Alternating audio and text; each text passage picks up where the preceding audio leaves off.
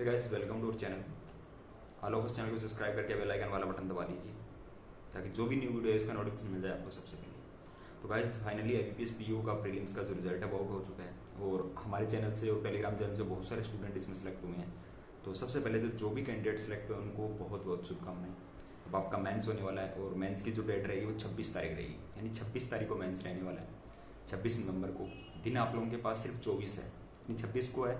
उसमें भी आपका SBI का एग्जाम आ जाएगा, बीच में किसी का नाबार्ड का एग्जाम है, तो उस हिसाब से दिन 20 ही दिन मानो आप, यानी कुछ एक दिन आपको अगर सेंटर दूर है तो वहाँ जाने में लग जाएंगे।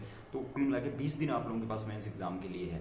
अब आप लोगों को किस तरह से इस चीज़ को यूटिलाइजेशन करना है कि यार 20 दिनों में मेरे को कंप्लीटली मेंस की प्रिपरेशन करनी है, साथ में SBI क्लरिकल प्रीलिम्स देना है, यानी प्री प्लस मेंस दोनों की प्रिपरेशन साथ में करनी है। तो इस पर अपने बात करने वाले हैं। और जिन कैंडिडेट का कहीं ना कहीं ये एग्जाम नहीं निकला है या माइनर मिस्टेक्स की वजह से रह गया है, कहीं ना कहीं किसी सब्जेक्ट में कोई वीकनेस रह गई है, तो कोई दिक्कत नहीं है। आगे SBI क्लरिकल है, 10 दिन बाद ही दूसरी अपॉर्चुनिटी आपके सामने है।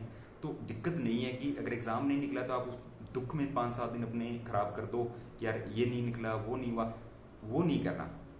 अब SBI क्लरिकल आपके सामने है, सिर्फ 12 तारीख को तो एग्जाम है, 10 ही दिन तो बचे हैं।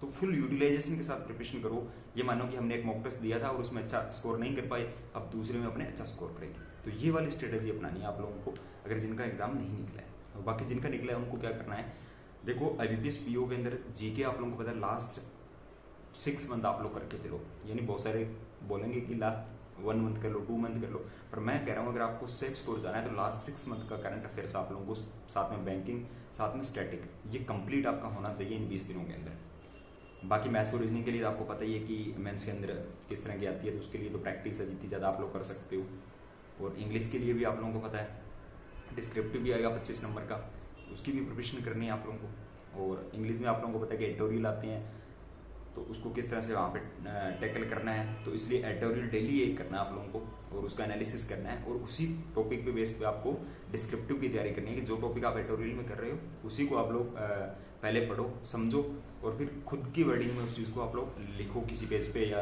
कंप्यूटर के अंदर भी, लैपटॉप वगैरह में आप लोग लिखना चाहो तो, क्योंकि वर्ड लिमिट जो है वो भी इंपॉर्टेंट है और ग्रामर और जो स्पेलिंग है वो भी आप लोगों की करेक्ट होनी चाहिए डिस्क्रिप्टिव के अंदर। तो जो पहली बार एग्जाम दे रहे हैं उनके लिए बता दूं कि पहले मेंस होगा, उसके बाद आपका उसी टाइम डिस्क्रिप्टिव एग्जाम स्टार्ट हो जाएगा। तो ये चीज़ रहने वाली है। बाकी कोई भी डाउट हो किसी भी प्रकार का आप लोग कमेंट सेक्शन में पूछ सकते हो। और सभी को बहुत बहुत शुभकामनाएं एक बार फिर से जिन्होंने प्रीलिम्स एग्जाम को क्वालिफाई किया है। मे भी वैकेंसी ज़्यादा है तो कट ऑफ थोड़ा सा कम रहा होगा, पर बहुत सारे कैंडिडेट का किसी का सेक्शनल नहीं निकला होगा इंग्लिश का, तो इंग्लिश की कट ऑफ ज़्यादा रहती है जनरल कैटेगरी वालों के लिए, 9, 10, 8 इसके करीब रहती है। तो किसी का सेक्शनल अगर होगा इंग्लिश का तो उस वजह से भी एग्जाम नहीं निकल सकता। तो बहुत सारे फैक्टर्स होते हैं जिसकी वजह से कहेंगे किसी का एग्जाम खराब गया है। तो मे भी आपका जो नेक्स्ट एग्जाम होने वाला है SBI क्लरिकल अच्छा जाएगा और आप लोग अच्छे से प्रिपरेशन कर रहे हो और कोई भी दिक्कत आप लोगों को नहीं है। तो मिलते हैं नेक्स्ट वीडियो में।